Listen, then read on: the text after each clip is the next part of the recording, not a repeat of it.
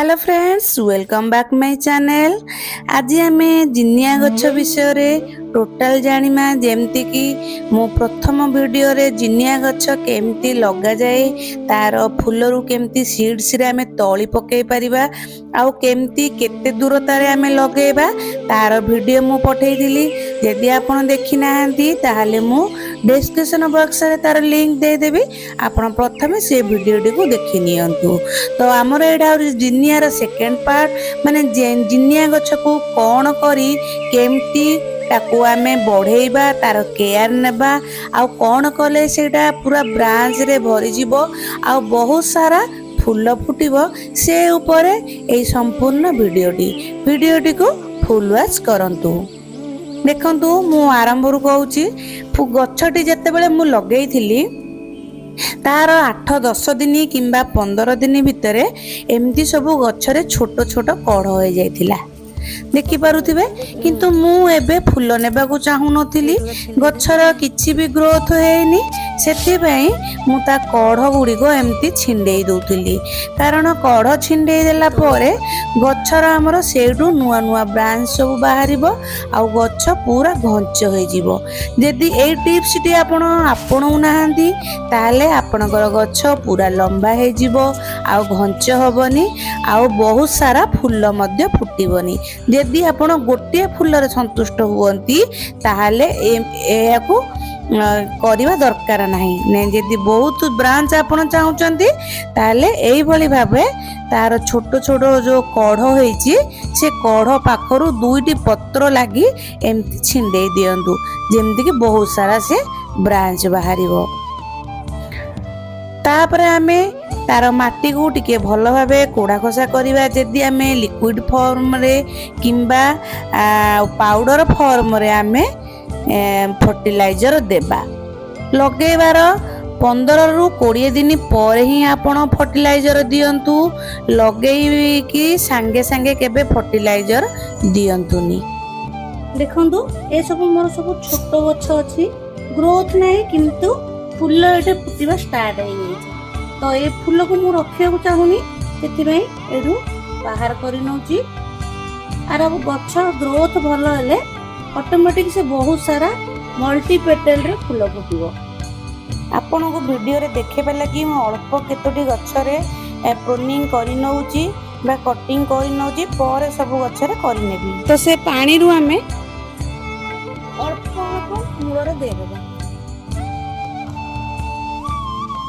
एई fertiliser को मु आपन को देखेबा लागि अल्प केतोटी गछ रे दउची, पर सबु गछ जाकरे मु देई नेबी। आपन तो देखिथिबे मो बगीचा को पूरा ए मुंडरू से मुंडू लंबा होई मु जिनिया गछ लगेची, तथापि किछि गछ रे एजे मु देई नउची।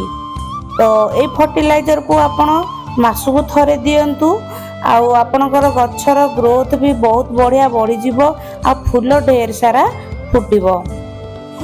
तो फर्टिलाइजर टी कौन वीडियो को शेष पर्यंत वाच कले ही जानी पारिबे। फर्टिलाइजर दबार 15 दिन पर गछर ग्रोथ देखंतु केमती ग्रोथ होईची, आउ केते हृष्ट पुष्ट अछि गछ, देखि पारुथिबे। को गछ भी दुर्बलिया नाही, बहुत सुंदर होईची गछ। देखंतु ढेर सारा कढ़ मध्य हेईची, आ पूरा गुच्छा भाबे गछ होईची। देखंतु केते बढ़िया बढ़िया फूल एटे फुटिची, आ केते बड़ बड़ आकार रे भी फूल फुटिची। गछर हाइट मध्य देखंतु पूरा आंठुए ऊपर गछ हे गेलानी। आ प्रथमे आपण देखिथिबे वीडियो रो फास्ट रे जे गछ केते गहलिया आ केते सुंदर हेईची। गछर फर्टिलाइजर मु एमती मासु को थरे दिए। ए फर्टिलाइजर आपण को गछ को बहुत गहलिया आ बहुत सुंदर करिवो, बहुत सारा फूल फुटिबो। सेथरे जो पोटास हमर मु देई थाए सेटा फूल फुटिबारे सहाय्य करे, आ डीएपी हमर पूरा गोच्छा हबारे सहाय्य करे। फर्टिलाइजर देबाकू यदि आपण भाबुचंदी ताहाले गोटे दिन आगरू देखो माटी एमती सुखिला रखिबे। यदि लिक्विड फर्टिलाइजर दोचंदी, यदि पाउडर फॉर्म रे फर्टिलाइजर दोचंदी ताहाले टिके उदा दिले चलिबो। देखो मोटे जम्मा पानी देनी 2 दिन होला। गोटे लिटर पानी आम नवा मोर ଗୋବର ଖତ ଯେତେ ପୁରୁଣା ହେବ ସେତିକି ଆପଣଙ୍କର ଭଲ କାମ କରିବ। ତ ସେଇଥିରୁ ଆମେ ଗୋଟେ ମୁଠା ପକେଇ ନେବା। ଆପଣଙ୍କ ପାଖରେ ଯଦି ଗୋବର ଖତ ନାହିଁ ତାହେଲେ ଆପଣ ଛେଳି ଖତ ଦେଇପାରିବେ, ନହେଲେ ଭର୍ମି କମ୍ପୋଷ୍ଟ ଦେଇପାରିବେ। ଏନି କମ୍ପୋଷ୍ଟ ଆପଣଙ୍କ ପାଖରେ ଯେଉଁ କମ୍ପୋଷ୍ଟ ଅଛି ଆପଣ ସେଇ କମ୍ପୋଷ୍ଟ ଦେଇପାରିବେ। ଗୋଟେ ମୁଠା ଦେଇଦେବା। ଆପଣଙ୍କର ଗଛର କ୍ୱାଣ୍ଟିଟି ଅନୁସାରେ ଆପଣ ଅଳ୍ପ କିମ୍ବା ଅଧିକ କରିପାରିବେ। ଆପଣଙ୍କର ଗଛ କେତିକି ଅଛି, 2ଟା ଗଛକୁ ଗୋଟେ ମୁଠା ଏଇ ହିସାବରେ ଆପଣ ପକେଇବେ। ଇଏ ଆମର ହେଉଛି ଡିଏପି ଆମ ଗଛକୁ ଗ୍ରୋଥ କରାଏ ଆଉ ଘନ ଘଞ୍ଚ କରାଏ, ବହୁତ ସାରା ବ୍ରାଞ୍ଚ ସିଏ ସୃଷ୍ଟି କରେ। ତ ଆପଣଙ୍କର ଗଛ ଅନୁସାରେ ଆପଣ ଗୋଟେ ଗଛ ପ୍ରତି 4ରୁ 5ଟି ଦାନା କିମ୍ବା 6ଟି ଦାନା ନେଇପାରିବେ। ନାଇଁ ଯଦି ଆପଣ ଲିକ୍ୱିଡ ଫର୍ମରେ ଦେଉଛନ୍ତି ତାହେଲେ 50 ଗ୍ରାମ, 1 ଲିଟର ପାଣିରେ 50 ଗ୍ରାମ ଆପଣ ପକେଇ ପାରିବେ।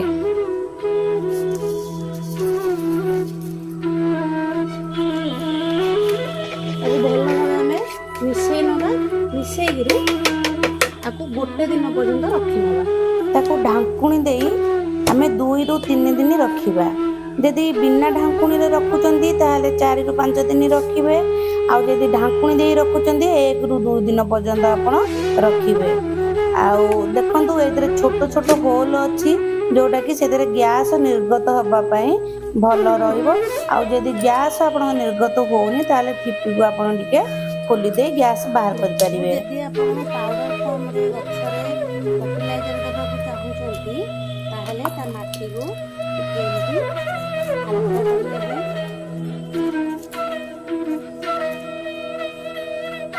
ଚାରିପଟ ଯାକ ହାଲକା କରିନେବେ। ଆଉ ସେଥିରେ ଏମିତି ଗୋବର ଖତ ଟିକେ ପକେଇଦେବେ।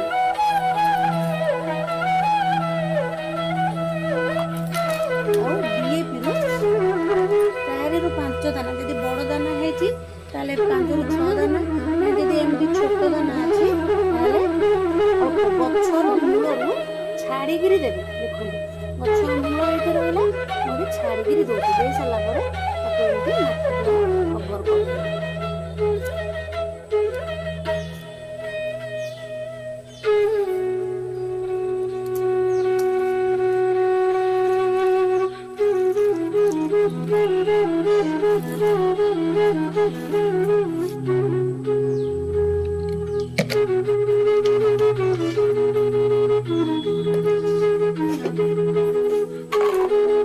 ଗୋଟେ ଦିନ ପରେ ଦେଖନ୍ତୁ ପୁରା ବସି ଯାଇଛି ତଳେ।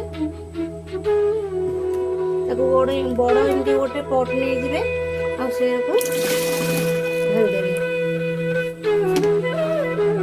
ଆପଣ ଯେଉଁ ମଗରେ ମାପିକିରି ନେଇଥିଲେ ତାର 5 ଗୁଣ ପାଣି ଦେବେ।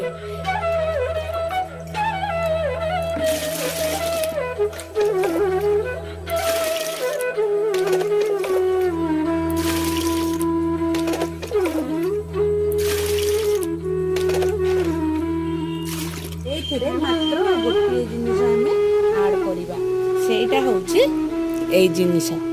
ଏଇଟା ଆମର ହେଉଛି ପଟାସ। ଗୋଟିଏ ଗଛ ପିଛା 1 ଗ୍ରାମ। ସେଇ ହିସାବରେ ଆପଣ କେତିକି ଗଛ ନେବେ, କେତେ ପରିମାଣର ଗଛ ପାଇଁ ଆପଣ ଫର୍ଟିଲାଇଜର ବନାଉଛନ୍ତି ସେଇ ହିସାବ କରି ଆପଣ ଏହାକୁ ନେବେ। ଏତିକି ପଟାସ 5ରୁ 6 ଗ୍ରାମ ହବ, ମାନେ 1 ଟେବୁଲ ସ୍ପୁନ ହବ। 1 ଟେବୁଲ ସ୍ପୁନ ହିଁ ହେଉଛି, ଆଉ ଟିକେ ବଳକା ହେଉଛି। ସେଇଥିରେ ପକେଇ ନେବା। ତାକୁ ଭଲ ଭାବରେ ମିକ୍ସ କରିଦେବା। ମିକ୍ସ କରି ଚାଲନ୍ତୁ ଗଛରେ ଦେବା।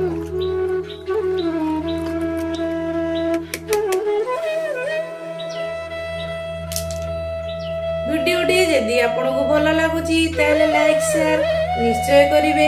ଆଉ ଯଦି ଚ୍ୟାନେଲରେ ନୂଆ ଅଛନ୍ତି এই পর্যন্ত ସବସ୍କ୍ରାଇବ୍ କରିନାହାନ୍ତି ତାହେଲେ ସବସ୍କ୍ରାଇବ୍ ନିଶ୍ଚୟ କରିନିଅନ୍ତୁ। ପୁଣି ଦେଖା ହେବ ଆଉ ଏକ ଇନଫର୍ମେଟିଭ ଭିଡ଼ିଓ ସହିତ। ସେ ପର୍ଯ୍ୟନ୍ତ ରହୁଛି। Take care.